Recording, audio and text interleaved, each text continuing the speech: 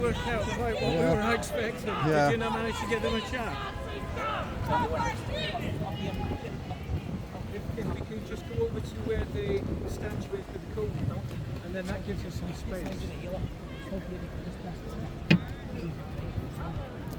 Vandalised statue.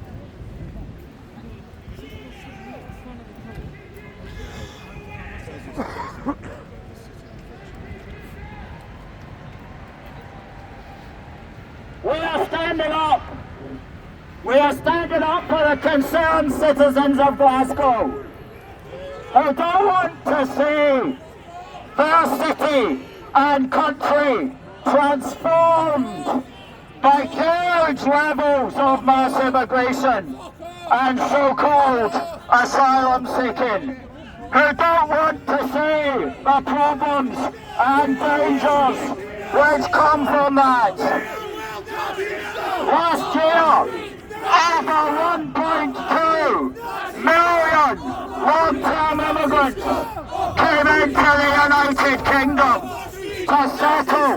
That is completely unsustainable. We blame our politicians for this. We do not blame the immigrants. And we ask, where are the politicians today who will point out that these numbers are completely crazy? Behind the police lines.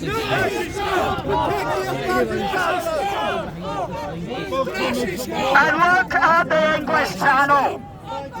Where are the politicians who will address the anxieties of the people of Glasgow and Scotland?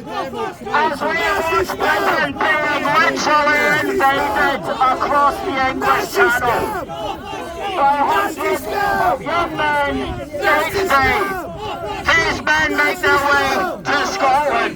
We ask, where are the politicians who will address the concerns of the people who do not want groups of young fighting age men being resettled into towns and villages across Scotland and the UK? Where are the politicians upon whom we depend? Upon whom we depend? Upon whom we depend? To recognise our concerns.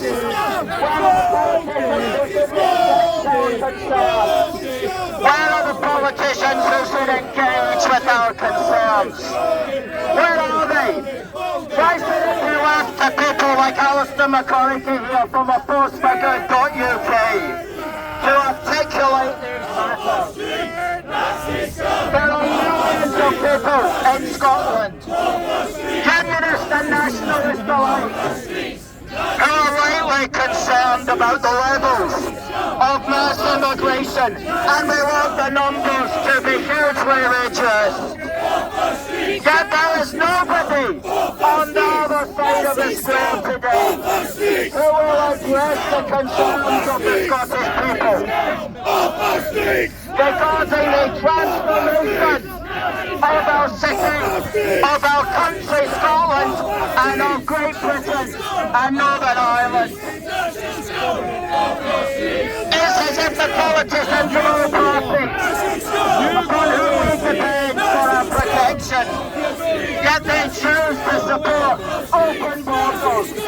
They choose to support tens of thousands of unvetted young men coming into our country before they will support us, the Scottish people. So where are our politicians? The leaders of all parties, SNP, Labour, Tory, Greens, Lib Dem, they all support this mass immigration which causes housing problems, social services problems, endless waiting lists in our international health service.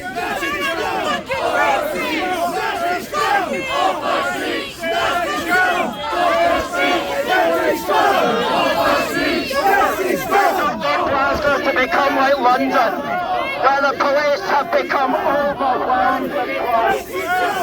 So who speaks for us? What about the concerned citizens of Glasgow, Scotland and the UK, who do not support delegation and who do not want our country invaded across the English Channel every day?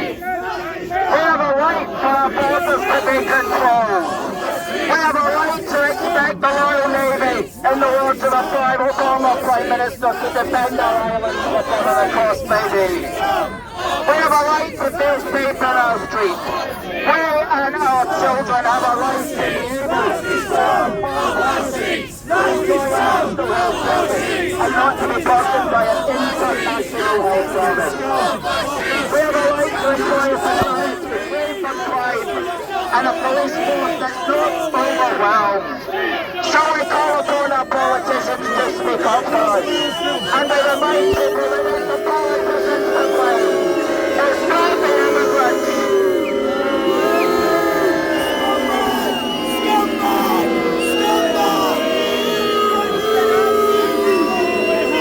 And to that end, we call for a meeting with the First Minister.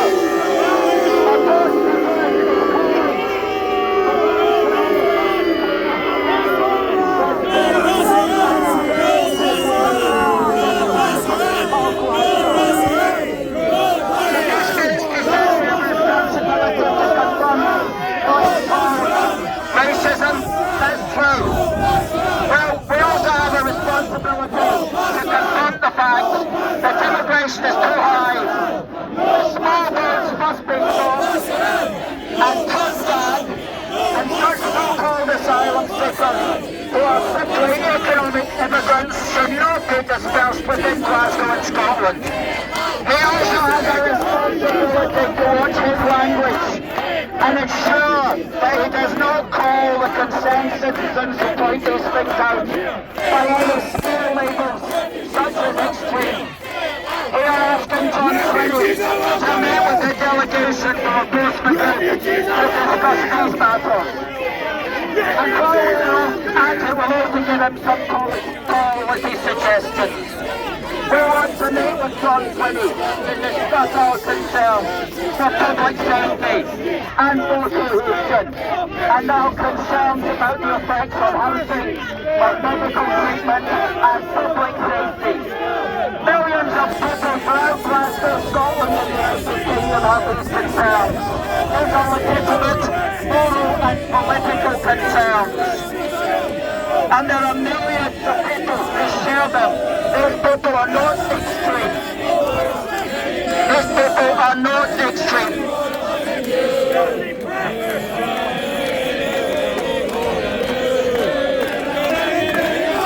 You come this side, Derek.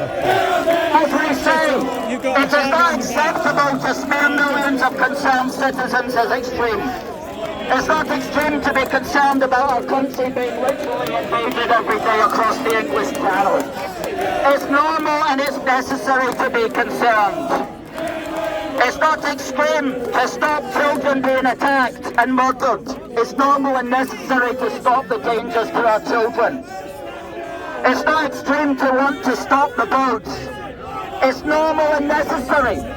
It's not extreme to want to send such so-called asylum seekers back across the English Channel. It's normal and it's necessary. It's not extreme to oppose your country being effectively colonised and making.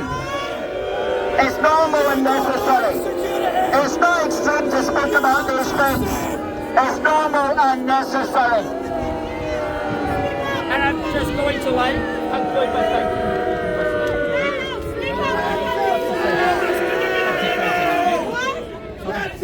Shall we not buy them here?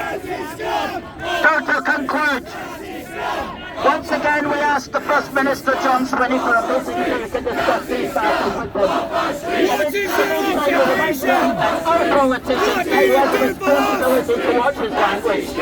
It's important he does not mislabel people as extreme when millions of concerned citizens have these concerns.